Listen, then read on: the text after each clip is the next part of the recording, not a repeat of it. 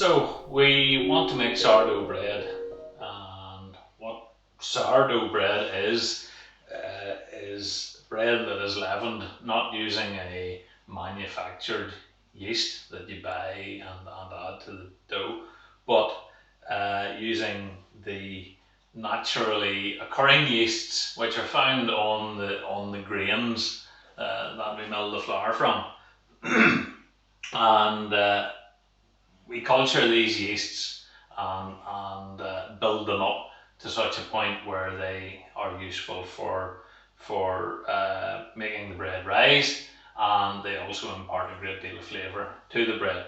So this is our jar of starter.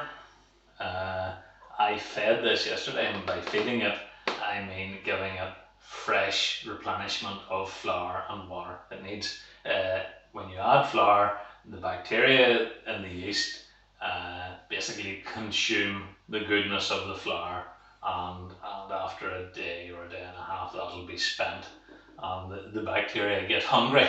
So to keep the bacteria as healthy and as active as possible, we need to feed them. So this was fed yesterday, and if you look into this jar you can see how bubbly and active this is. You can see lots of bubbles and lots of signs of microbial activity. So what we will generally do is we'll be discard probably 2/3 of what's in here. In this instance, I'm not discarding it, I'm keeping it because a friend has asked for a starter to get them going, to make their own sourdough, and if any of you would like a starter to get set up and running, I can certainly provide. All you have to do is ask. You can make your own. All you do is basically pour some flour and water into a jar and wait until it starts to ferment. But this is easier. Once it's up and running, it's easy to keep going. So you can see I have poured out maybe 2/3 of what was in this jar. So now I am simply going to add 2 or 3 good spoonfuls of flour.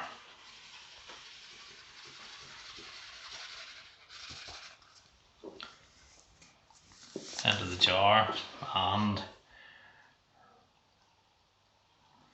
some water. This is not a very scientific process. It basically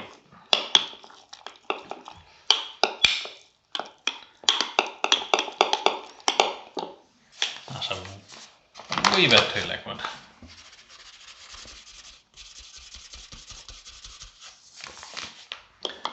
We're just basically looking to make a stiff paste.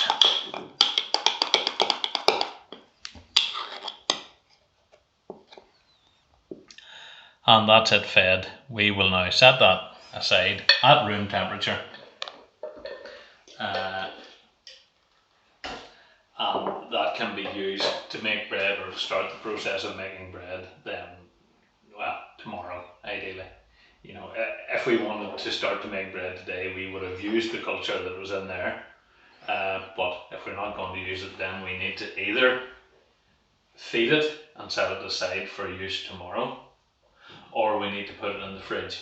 So we put it in the fridge when it's at its peak. You'll see when you feed the culture, it starts off down the jar, and as the bacteria consume the flour, it rises up, it becomes aerated and swells up, and then as they exhaust the good of the flour, it drops down again. So ideally you want to if you're storing it for a long period, you want to put it in the fridge at or around its peak condition, at its most active, and you put it in the fridge, and actually it can stay in the fridge for months, and you can bring it out, and well, you wouldn't make bread with it immediately, but if you feed it over 2 or 3 days, it will revive and come back to life. And I mean, like, the months go by when I don't make bread and it sits in the fridge, and